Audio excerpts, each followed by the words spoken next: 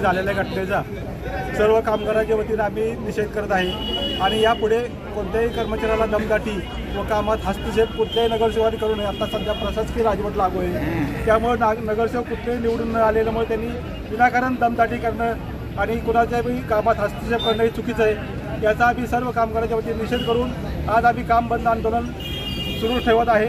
यापुढे गुन्हा दाखल झाल्यानंतर त्यांनी जी पण माफी मागत नाही सर्व कर्मचाऱ्यांची व त्या संबंधित कर्मचाऱ्यांची ती मारहाण केलेली चुकीची आहे। यापुढे अशा घटना घडणार नाही अशी माफी मागत नाही तोपर्यंत आम्ही काम बंद आंदोलन चालू ठेवणार आहे। काल दिनांक 27/11/2024 रोजी पाणी पुरवठा टँकर पाण्याचा टँकर दिला गेला नसल्यामुळं त्यांचं असं म्हणणं होतं की मला टँकर मिळाला नसल्यामुळं त्यांनी इथं ऑफिसमध्ये येऊन मुख्य कार्यालयात येऊन मला दमदाटी शिवीगाळ केली आणि धक्काबुक्की करून मारहाणीचा प्रयत्न केला। परंतु त्यांनी नोंद केल्या आमचे वाहन चालक टँकर घेऊन तिथं गेले ते संबंधित त्या व्यक्तीला फोन केला, पण त्या व्यक्तीने 3 ते 4 फोन झाल्यानंतर देखील फोन उचलला नसल्यामुळे पाणी नेमकं कुठं द्यायचं हे चालकाच्या लक्षात नाही आलं, म्हणून तिथनं त्यांनी सदर बाजारला ज्यांची मागणी होती तिथं पाण्याची गाडी घेऊन गेली। गेले 2 दिवस MGPची जी रायझिंग मेन आहे ती संगमनगर येथे लिकेज झालेली आहे। त्याचं काम करत असताना गेले 2 दिवस गोडोली, शाहूनगर तसेच आपला सदर बाजार, शाहूपुरीचा काय भाग या भागात पाणी पुरवठा झाला नाही, विस्कळीत झाला होता। त्या निमित्तानं गोडोलीतल्या बऱ्याच नागरिकांचे फोन मला आले की मी मेहरबान आम्हाला पाणी नाही। काही भाग स्लम एरिया गोडोलीतला काही म्हणजे मस्की वस्ती असेल, क्वालिटी वस्ती असेल, या 2 ठिकाणी तर लग्नाचे कार्यक्रम होते, या दरम्यान तिथली पण पाण्याची मागणी होती। तर या संदर्भात मी नगरपालिकेच्या इथं टँकर बुक केला।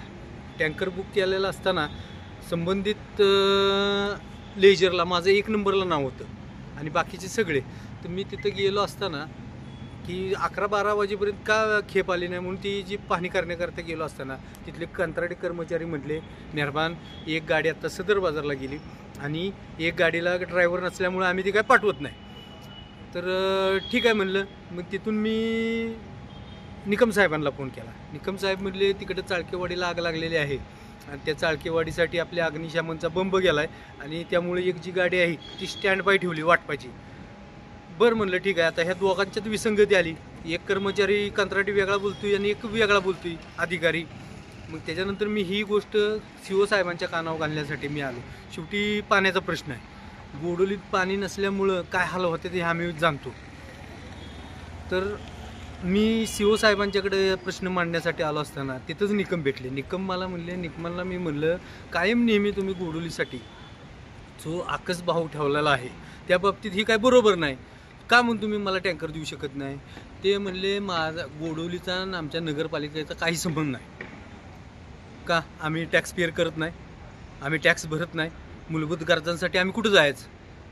तुमचा ते MGPचा संबंध आहे। म्हणजे मला एक हक्कलण्याच्या त्यांचा जो टोन होता बोलण्याचा तो मला तिथून हक्कलण्याच्या स्वरूपातला होता, त्यामुळं माझा चिडचिड झाली आणि मी त्यांना बोललो की तुम्ही काय ह्या नगरपालिकेचे मालक झाला नाही, मालक झालाय का तुम्ही एक कर्मचारी आहे आणि ठराविक लोकांचेच नगरसेवकांची तुम्ही लोकांची कामं करता, आम्ही काय नगरसेवक नाही का? तुम्ही हे जे तुम्हाला अधिकार पदावर बसवले की एक तुम्ही संपूर्ण शहराचं काम बघण्यासाठी बसवले, ना की एक ठराविक 4-5 जणांचं काम करण्यासाठी।